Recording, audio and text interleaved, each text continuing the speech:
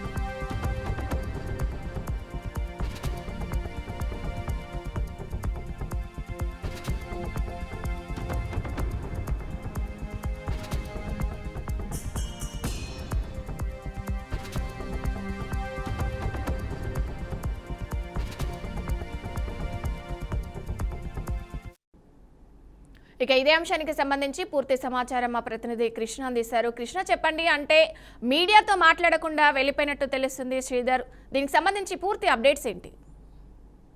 Thank you విజయ. ఏదైతే railway కోడ్కు సంబంధించి MLA అరవ శ్రీధర్ పైన వచ్చిన ఆరోపణలు కావచ్చు, అదేవిధంగా పూర్తిసారి అయితే ఎవరైతే వీణా ఇచ్చిన స్టేట్మెంట్ ఆధారంగానే త్రిసభ్య కమిటీ కూడా ఏర్పాటు చేయడం జరిగింది. అందులో భాగంగానే పూర్తిగా అయితే ఈరోజు అరవ శ్రీధర్ కూడా విచారణకి హాజరయ్యారు. అందులో భాగంగానే నా దగ్గర ఉన్న ఆధారాలతో పాటు కూడా నేను త్రిసభ్య కమిటీకి నేను ఇచ్చాను అన్నట్టు కూడా అరవ శ్రీధర్ చెప్పడం జరిగింది. అయితే మొత్తానికి ఏది ఏమైనప్పుడు కూడా పూర్తిసారి అయితే ఎవరు తప్పు చేశారు ఏంటి అనేసి కూడా విచారణ చేసే బాధ్యత కూడా త్రిసభ్య కమిటీకి ఉంది. అదేవిధంగా పార్టీకి సంబంధించి పవన్ కళ్యాణ్ కావచ్చు, అదేవిధంగా జనసేన పార్టీకి సంబంధించి ఎవరైతే ఈ యొక్క నిర్ణయాలు పూర్తిగా పరిగణలోకి తీసుకుంటారో ఎవరు తప్పు చేశారని కూడా విచారణ చేసి, అదేవిధంగా అటు వీణానా లేకపోతే అరవ శ్రీధర్ చేశారని కూడా పూర్తిసారి అయితే త్రిసభ్య కమిటీగా అయితే చెప్పడం జరుగుతుంది. అయితే మొత్తానికి ఏదేమైనప్పుడు కూడా రైల్వే కోడూరులో ఒక హాట్ టాపిక్ గా మారినటువంటి ఏదైతే ఈ రోజు అరవ శ్రీధర్ సంబంధించి కావచ్చు, అయితే పూర్తిసారి అయితే ఏపీలో ఒక హాట్ టాపిక్ గా మారిందని కూడా అనుకోవచ్చు. అయితే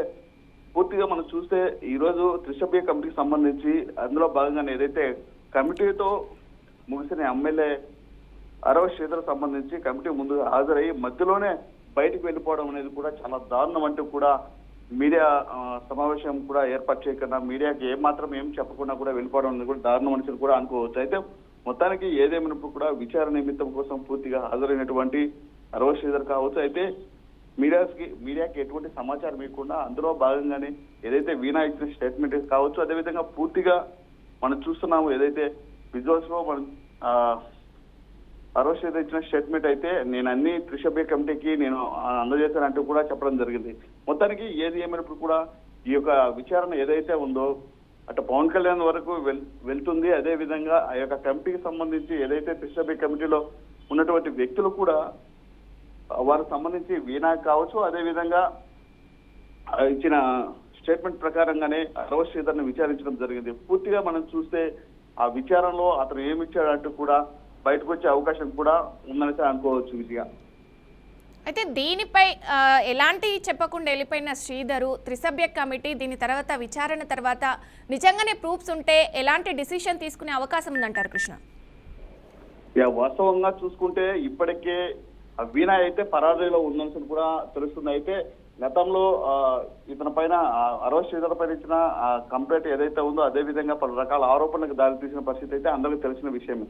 అయితే వీణా అయితే దాదాపు అరవ శ్రీధర్ నుంచి 25 కోట్ల రూపాయలు ఆశించినట్లు పలు రకాల విమర్శలకు దారితీస్తున్న పరిస్థితి అయితే మనకి కనిపిస్తుంది. అయితే మొత్తానికి ఏదేమైనప్పుడు కూడా ఎలాంటి తప్పు చేయకుండా నేను ఎందుకు ఇది చేయాలంటూ కూడా అతను అనడం జరిగింది. అయితే మొత్తానికి ఇద్దరి మధ్యన వాదోపవాదాలు కావచ్చు, అదే విధంగా పూర్తిసారి అయితే మనం చూసాము అరవ శ్రీధర్ కి అదే విధంగా వీణాకి ఒక స్నేహభావ సంబంధం కూడా ఉండింది అనేసి కూడా పలు రకాల విమర్శలు దారితీసిన పరిస్థితి. అయితే మొత్తానికి ఏదేమైనప్పుడు కూడా పూర్తి స్థాయి అయితే ఈ యొక్క త్రిసభ్య కమిటీకి సంబంధించి ఈ రోజు అరవింద్ శ్రీధర్ హాజరయ్యారు. అదేవిధంగా ఆధారాలతో పాటు నేను కమిటీకి ఇవ్వడం జరిగిందని కూడా అతను చెప్పడం జరిగింది విజయ.